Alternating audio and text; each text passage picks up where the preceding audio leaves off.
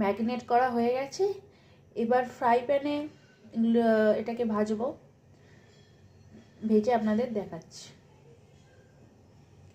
Crispy করতে হবে কেমন, একটুখানি হালকা লো আর মিডিয়াম ফ্লেমে ভাজতে হবে এটাকে। তেলটা গরম হতে দিয়েছি, তেলটা গরম হয়ে গেলেই ঢ্যাঁড়সগুলো ছেড়ে দেবো।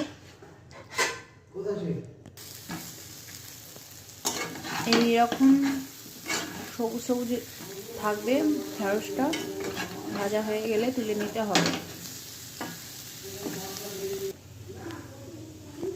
এই তেলেতে একটু কালো জিরে, কাশ্মীরি লঙ্কা আর একটু হলুদ দেওয়া হয়েছে। তারপরে টমেটোটা দিতে হবে। গরম হয়ে গেছে কড়া, এরপরে টমেটোটা দিচ্ছি। এই টমেটোটা দেওয়া হলো, টমেটোটা একটু ভাজা হয়ে গেলে এই নুন দেওয়া হলো। টমেটোটা নুনে গুলবে না তাড়াতাড়ি। এবার দেওয়া হবে পোস্ত বাটাটা।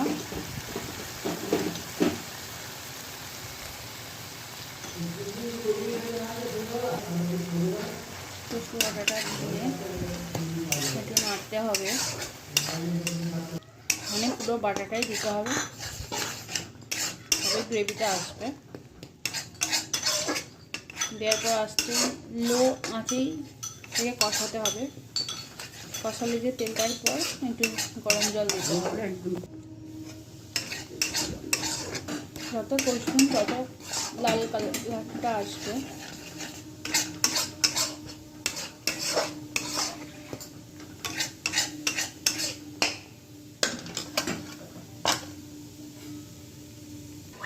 এবার মশলাটা একটু আটকে যাচ্ছিল কড়াতে, এখানে মশলাটা দিয়ে দিলাম। মশলার যে জলটা ছিল সেটা দিয়ে দিলাম। এখন আমি গরম জলটা দিলাম। গরম জল দিলে সুস্বাদু হবে, টেস্টটা ভালো আসবে। আপনারাও করতে পারেন।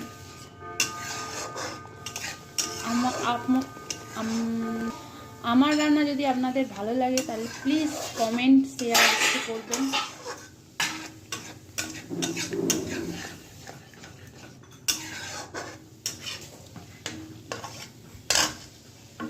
একটু চিনি দিতে হবে, টেস্টটা তাতে ভালো আসবে।